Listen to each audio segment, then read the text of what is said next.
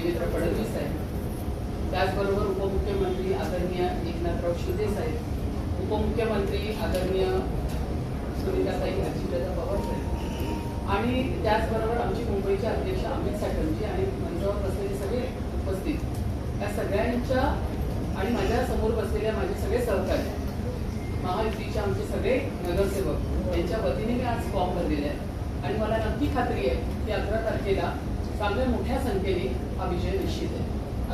तुमच्या सोबत महाविकास आघाडी असेल, महायुतीचे अनेक नेते असणार आहेत, विजन काय असणार आहे. यापूर्वी सुद्धा अनेक महापौर झालेले आहेत, पण ते शिवसेनेच्या होत्या.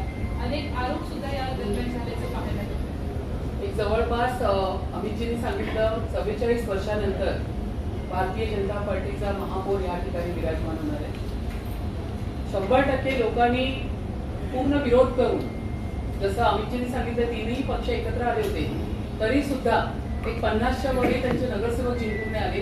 हाच कौल मुंबईकरांनी दाखवून दिलेला आहे आणि हा संपूर्ण कौल आम्हाला दिलेला आहे, महायुतीला दिलेला आहे. भारतीय जनता पक्षाचे आणि महायुतीचे प्रत्येक नगरसेवक काम करत होते, मेहनत करत होते. कोविड काळामध्ये जर कोण दिसत होतं तर फक्त भारतीय जनता पक्षाचे नगरसेवक, महायुतीचे नगरसेवक दिसत होते. म्हणूनच या ठिकाणी मोठ्या संख्येने महायुतीचे नगरसेवक आलेले आहेत आणि 100% जो 25 वर्षाचा यांचा भ्रष्टाचाराचा जो कारभार होता तो आम्ही संपूर्ण या ठिकाणी उखाडून काढतो. किशोरी पेडणेकर यांनी तुम्हाला शुभेच्छा दिलेल्या आहेत. प्रमुख विरोधक म्हणून तुम्हाला सभागृहात पाहायला मिळू शकतो. अजून अर्ज भरला नाहीये, त्याच्या आधीच तुम्हाला शुभेच्छा. ते त्यांचे आभार मानते आणि मला शुभेच्छा दिल्या.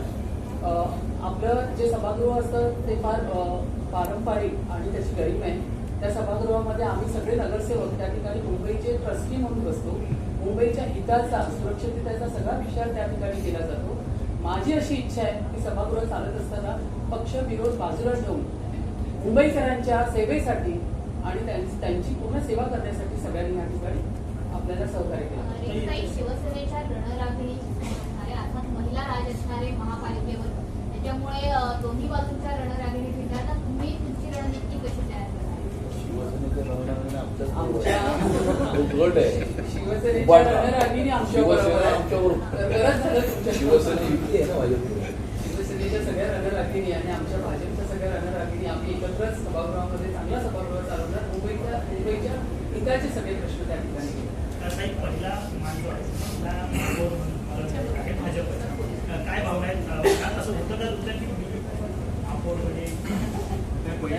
हा मातृशक्तीला विजय मिळालेला आहे. या ठिकाणी आलेल्या माझ्या सगळ्याच नगरसेविका जिंकून आलेल्या, मी मगाशी सांगितल्या सगळ्याच रणरागिणी आहेत, रणांगण जिंकून या ठिकाणी आलेले आहेत.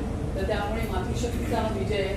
रिझर्वेशन जे आहे ते सर्वसाधारण महिला झालेले आहे, त्यामुळे अर्थात त्या ठिकाणी महिलाच महापौर बसणार होती. आणि तुम्ही सांगितलं की पहिल्यापासून असं भारतीय जनता पक्ष हा एक शिस्तबद्ध पक्ष आहे.